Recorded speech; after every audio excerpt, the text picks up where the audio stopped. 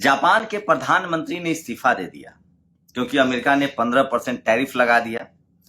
Japan के प्रधानमंत्री Ishiba शिगोरू का कहना है कि मैं टैरिफ नहीं बचा पाया, मैं असफल हो गया, इसलिए मैं इस्तीफा देता हूं। लेकिन भारत की मीडिया के लिए खबर क्या है कि भारत के प्रधानमंत्री अपने पार्टी की मीटिंग में पिछले कुर्सी पर बैठते हैं। वो आगे बैठे या पीछे बैठे, इससे देश का क्या फायदा हो रहा है। सोचिए, अमेरिका ने 50% टैरिफ लगा दिया है भारत पर। इसका क्या मतलब हुआ, इससे क्या नफा नुकसान है। 50% टैरिफ का मतलब है, सोचिए, भारत चीन से दोस्ती बढ़ा रहा है, उसमें हमारा कोई फायदा नहीं, उसमें सारा फायदा चीन का है, क्योंकि हम हींग से लेकर हल्दी तक चीन से खरीदते हैं। चीन को हम कुछ बेचते नहीं है। दुनिया का शायद ही कोई देश होगा जो चीन से कुछ बेचता हो चीन को। चीन दुनिया में सबसे बड़ा सप्लायर देश है, सामान बेचने वाला देश है। आपके घर में फ्रिज, आपके घर में पंखा, आपके घर में फर्नीचर, आपके यहाँ चाकू, रेड झाड़, मतलब त्योहार में लाइट, सब कुछ चीन से बनता है। भारत की कंपनियां सिर्फ उस पर अपना ठप्पा लगा देती हैं। हमारे यहाँ मैन्युफैक्चर नहीं होता है। ये जितने फोन देख रहे हैं आप, ये सब चीन से बनता है और चीन को दुनिया का बाजार चाहिए। लेकिन देश वही तरक्की करेगा जो सामान खरीदेगा कम और बेचेगा ज्यादा, जो बेचेगा ज्यादा और खरीदेगा कम। और कम से कम अमेरिका भारत बेचता था, यहां से कपड़ा जाता था, क्योंकि अमेरिका के लोग बहुत सोफिस्टिकेटेड हैं, अमीर हैं, वहां मैन्युफैक्चरिंग नहीं है। पॉल्यूशन को लेकर उन्होंने अपने मैन्युफैक्चरिंग को, जो बड़े मैन्युफैक्चरिंग है वो तो रखा हुआ है, लेकिन छोटे छोटे मैन्युफैक्चरिंग जिसमें पॉल्यूशन ज्यादा होता था वो उन्होंने बाहर शिफ्ट कर दिया। साथ ही वो सर्विस सेक्टर पर ज्यादा है। उन्होंने गूगल खोजा, मेटा फेसबुक खोजा, ट्विटर खोजा, एक्स खोजा। वो इंडस्ट्री आईटी पर ज्यादा निर्भर है, गूगल के ऑफिस हैं। ऐसे में वो झींगा मछली हमसे खरीदते हैं, कपड़ा हमसे खरीदते हैं, वो कालीन हमसे खरीदते हैं, वो तमाम साजो सामान हमसे खरीदते हैं। और दुनिया में अब 3-4 ऐसे देश है जो ये सारा, चीन एक और देश है जो दुनिया को सब सामान बेचता है। अब बताइए, अमेरिका के किसी दुकान में आप जाएंगे और चीन से आया हुआ माल आपको 100 रुपए में मिलेगा और भारत से आया हुआ माल आपको 150 रुपए में मिलेगा, तो आप कौन सा सामान खरीदेंगे। तो यहाँ के जो लोअर बिजनेसमैन हैं, मिडिल क्लास के जो बिजनेसमैन हैं, वो बर्बाद हो रहे हैं, जो अमेरिका से एक्सपोर्ट करते थे, जो अमेरिका को सामान बेचते थे। डॉलर की कीमत पहले ही बढ़ रही है, लेकिन हमारे प्रधानमंत्री इस पर चू तक नहीं कर रहे हैं। ये जवाब भी नहीं दे रहे हैं कि अगर अमेरिका ने हम पर टैरिफ लगाया तो हम भी अमेरिका सामान को महंगा करेंगे। नहीं, सस्ता किया जा रहा है तमाम, क्योंकि पता नहीं किस बात से डरे हुए हैं। कोई राज जानता है ट्रंप। यहां क्या खबरें चल रही है, प्रधानमंत्री झुके नहीं, टूटे नहीं। अरे हमारे बिजनेसमैन को नुकसान हो रहा है, हमारा एक्सपोर्ट खराब हो रहा है, आप नहीं झुक के क्या कर लीजिएगा। चाइना को भी अमेरिका ने कहा था कि हम आप पर टैरिफ लगाएंगे 50%। चाइना ने कहा कि हम आप पर 100% टैरिफ लगा देंगे। जापान के प्रधानमंत्री ने इस्तीफा दे दिया, लेकिन ये गोदी मीडिया, मनुवादी मीडिया, ये सब खबर आपको दिखाएगा ही नहीं। गोदी मीडिया और मनुवादी मीडिया के लिए देश इंपॉर्टेंट नहीं है, उनके लिए पार्टी इंपॉर्टेंट है, सरकार इंपॉर्टेंट है। उनके देश के नागरिकों से, यहां तक कि देश की सेना से कोई लेना देना नहीं है। सेना को अग्निवीर बना दिया गया, उसके बाद भी इनको कोई दिक्कत नहीं है। मैं इसलिए कह रहा हूं कि भारत की मीडिया न सिर्फ जातिवादी है, मनुवादी है, राष्ट्र विरोधी भी है। अगर ये राष्ट्र विरोधी नहीं होते तो ये सरकार से सवाल पूछते, ये लोकतंत्र के लिए सवाल पूछते। ये लोकतंत्र विरोधी भी हैं ये लोग। तो खैर, हम जैसे लोग हैं जो आपको इससे रूबरू कराते हैं। तो सोचिए कि जापान के प्रधानमंत्री ने इसलिए सिर्फ इस्तीफा दे दिया कि वो टैरिफ 15% टैरिफ लगाया था जापान पर अमेरिका ने, वो टैरिफ कम नहीं करा पाए, बार्गेन नहीं करा पाए, उन्होंने अपनी असफलता मान। लेकिन हमारे वाले को डिफेंड करने आ जाते हैं लोग। ये तमाम, ये जो अंजना ओम कश्यप है वो कह रहे हैं कि टैरिफ से अमेरिका की हालत खराब होगी। उमा शंकर सिंह जो विदेश मामलों के जानकार हैं, पहले एनडीटीवी में थे, अब वो नौकरी से निकाले जा चुके हैं, उन्होंने लिख दिया कि जापान के प्रधानमंत्री ने इस्तीफा दिया क्योंकि वो टैरिफ कम नहीं करा पाए थे। यहाँ के भक्तों ने उनको गाली देना शुरू कर दिया, जबकि उन्होंने भारत के प्रधानमंत्री का भी नाम नहीं लिया था। सोचिए जीएसटी से किस तरह लोगों को लूट लिया गया। अंबानी अडानी से ज्यादा आम भारतीय जीएसटी भरते हैं। अब जाकर उसमें सुधार करने की कोशिश हो रही है।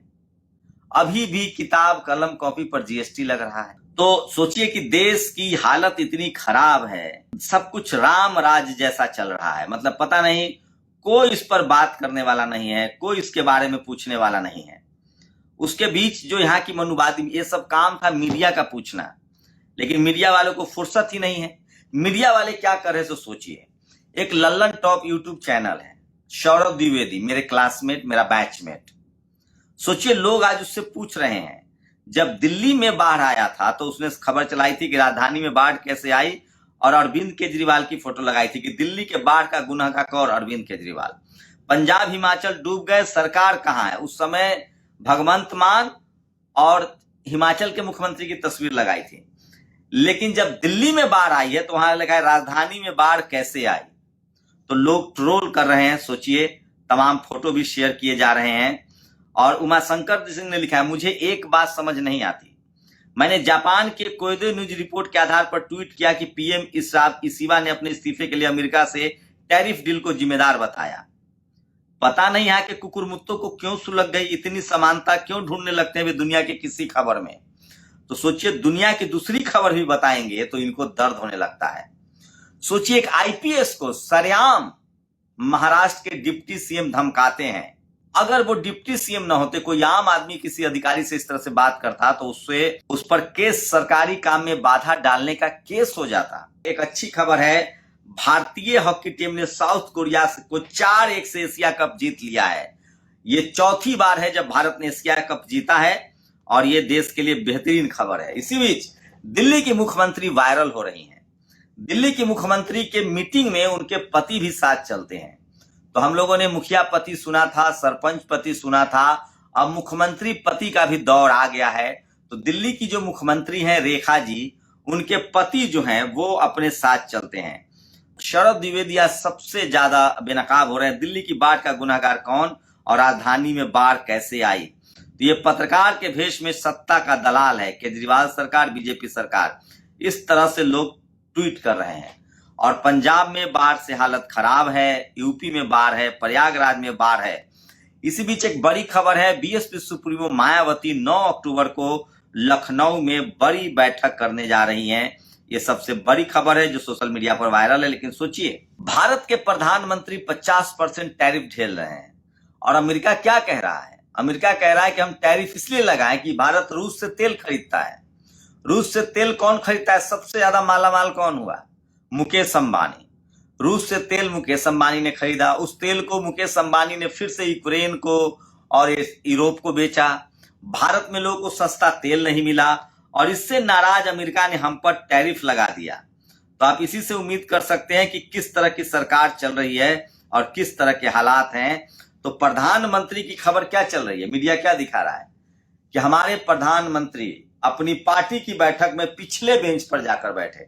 हद दर्जे की चापलूसी होती है। मैं फिर कह रहा हूं, इस देश में जब तक चपरासी से लेकर चीफ जस्टिस तक दलित, पिछड़े, किसान, आदिवासी, अल्पसंख्यकों के लोग नहीं होंगे, तब तक इसी तरह से चापलूसी का दौर चलेगा।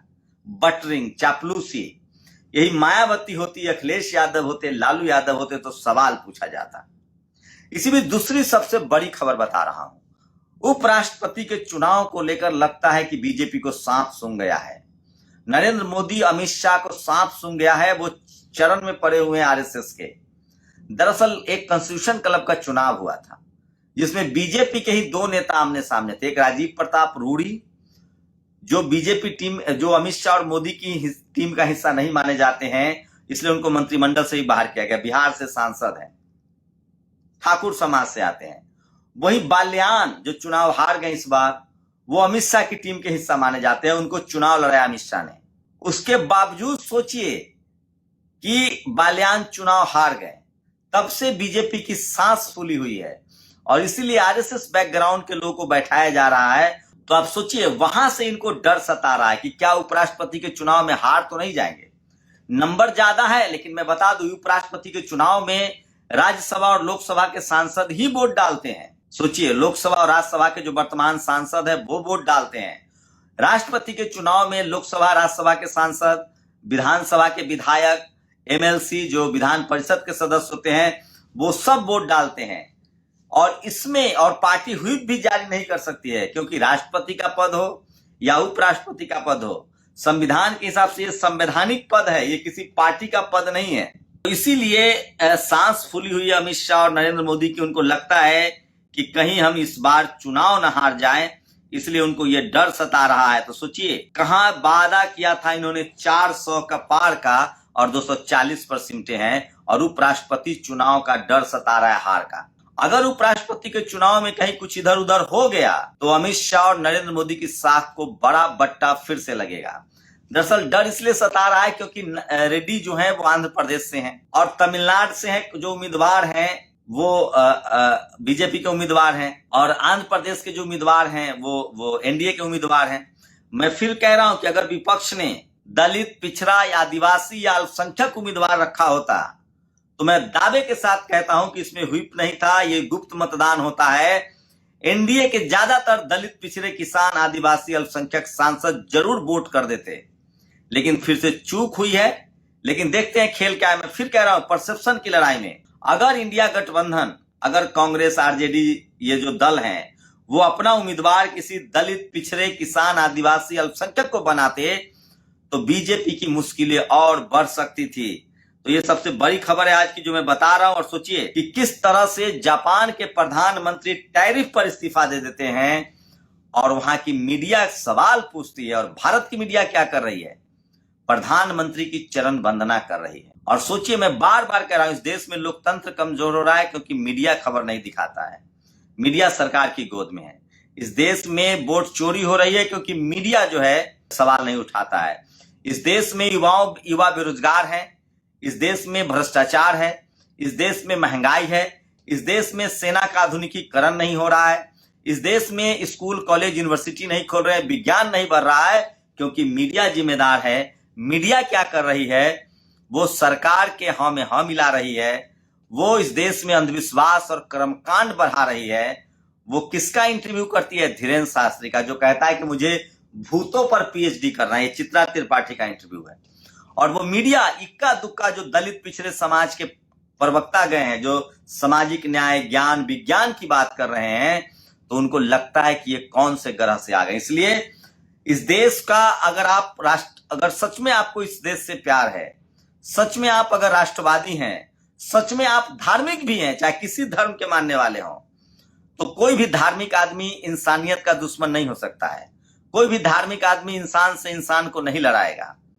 इस देश में अगर आप अच्छे भारतीय नागरिक हैं, आप राष्ट्र की तरक्की चाहते हैं, आप अपने बच्चों का भविष्य चाहते हैं, आप नौकरी, रोजगार चाहते हैं, बेरोजगारी से मुक्ति चाहते हैं, भाईचारा चाहते हैं, सेना की मजबूती चाहते हैं, स्कूल, कॉलेज, अस्पताल चाहते हैं, साफ सुथरा देश चाहते हैं, तो टीवी अखबार का बहिष्कार कीजिए, क्योंकि टीवी अखबार के मालिक अपना पेट भर रहे हैं और टीवी अखबार का में बैठा जो पत्रकार है वो जातिवाद के नाम पर इस देश के 90% लोगों के हक अधिकार के खिलाफ है, और अब तो वो देश के भी खिलाफ हो गया है, लोकतंत्र के भी खिलाफ हो गया है, संविधान के भी खिलाफ हो गया है। तो इस देश की बर्बादी के लिए अगर सबसे ज्यादा कोई जिम्मेदार है तो वो इस देश का मनुवादी, जातिवादी मीडिया। आप एक कुत्ता पालते हैं और वो कुत्ता अपनी ड्यूटी ना करे तभी तो चोर घर में घुसेगा।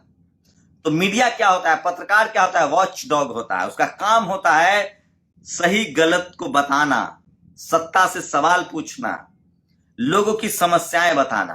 आप सोचिए, अगर मीडिया सही होती तो प्रधानमंत्री को इस्तीफा देना पड़ता कि 50% टैरिफ क्यों लगा। मीडिया सही होती तो सोचिए, एक दिन डोनाल्ड ट्रंप ने एक दिन प्रेस कॉन्फ्रेंस नहीं की, वहां की मीडिया ने कहा कि उनका तबीयत खराब है, मर गए। ये खुद डोनाल्ड ट्रंप ने कहा कि मैं रोज पीसी करता हूं, मैंने एक दिन नहीं किया तो आप लोगों ने मेरे मरने की खबर चला दी। लेकिन भारत में सबसे ज्यादा आज अगर जुडिशियरी अच्छा काम नहीं कर रही है, संवैधानिक संस्थाएं काम नहीं कर रही है, स्कूल, अस्पताल अच्छा नहीं चल रहा है, मध्य प्रदेश में एक चूहा पकड़ने में 12,000 रुपए खर्च होता है और 2 बच्चों को चूहा कतर जाता है। टीवी पर बहस नहीं हो रही है। टीवी पर क्या बहस होती है? दिन भर आरएसएस और सरकार को बचाने की बहस होती है। आप महंगाई से जूझ रहे हैं, बेरोजगारी से जूझ रहे हैं, अस्पताल नहीं है, बाढ़ आया हुआ है पंजाब में, हरियाणा में, हिमाचल में, ये सब खबर नहीं है। गरीब, शोषित, वंचित तो पहले ही खबर से बाहर थे। अब तो आम लोगों की खबरें भी दबा दी जा रही है। और इसीलिए जो भी सरकार आगे आएगी वो हो सकता है इसी तरह का व्यवहार करे। लेकिन मैं फिर कह रहा हूं, जैसे कोई दलित, पिछड़े, किसान, आदिवासी सत्ता में आएगा, ये सारे media, judiciary, college, university, bureaucracy, business, ये सब ईमानदार हो जाएंगे और सवाल पूछा जाता रहेगा। लेकिन वो जरूरी है, सवाल पूछिए। और मैं फिर कह रहा हूं, ये जो मीडिया सवाल नहीं पूछ रहा है सरकार से, इसकी वजह ये नहीं कि ये डर रहे हैं, इसकी वजह ये नहीं कि ये जेल जाने से डरते हैं या इनको पैसा खिलाया जा रहा है। इनकी वैचारिक सहमति है और आरएसएस और सरकार के साथ। जिस जाति का आरएसएस है, जिस जाति के नाम पर सरकार चल रही है, जिस जाति को इकोनॉमिक वीकर सेक्शन का रिजर्वेशन मिल गया संवैधानिक, उसी जाति के लोग मीडिया में बैठे हुए हैं। तो ये जातिवादी और मनुवादी मीडिया है। जब तक वहां रिजर्वेशन नहीं होगा, हर जाति धर्म के पत्रकार नहीं होंगे, तब तक मीडिया अपना काम सही से नहीं करेगा। शुक्रिया। नेशनल दस्तक की आपसे गुजारिश है कि अगर इसको बचाना चाहते हैं तो नेशनल दस्तक को सब्सक्राइब करने के लिए रेड कलर के सब्सक्राइब बटन को दबाएं, फिर बेल आइकन की घंटी दबाएं। नेशनल दस्तक को बचाने के लिए बहुत जरूरी है कि हर खबर को शेयर करें, लाइक करें, कमेंट जरूर करें।